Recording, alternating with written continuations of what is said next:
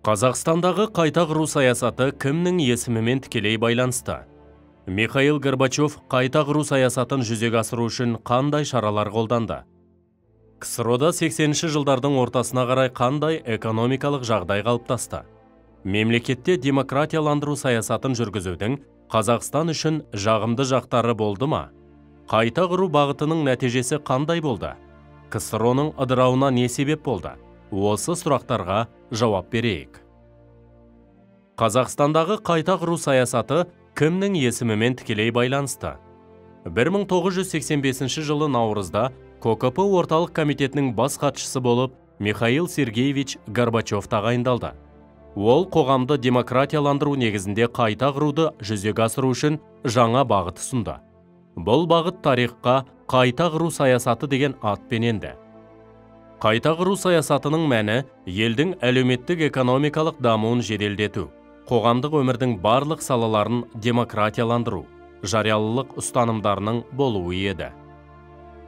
Михаил Горбачев қайта құру саясатын жүзеге асыру үшін қандай шаралар қолданды? Қайта құру бағыты 1986 жылғы КОКП-ның 27-ші съезінде мақұлданды.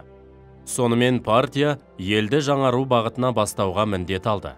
Қайта құру ешқандай бағдарламасыз, ғылыми айқындамасы жүргізілді. Бұл бағыттың болжамдары көп болды.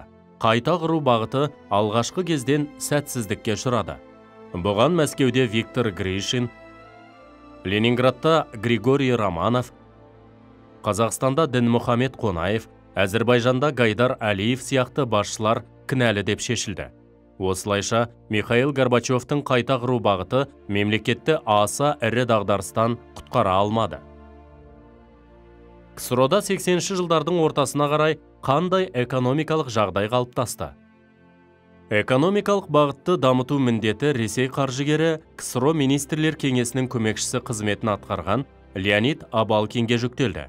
Енді КСРО экономикасының нарықтық экономикаға көшіруді мақсат еткен 500 күн атты бағдарлама қабылданды. 1989 жылы барлық сатып алу тауарларына карточкалық жүйе енгізілді.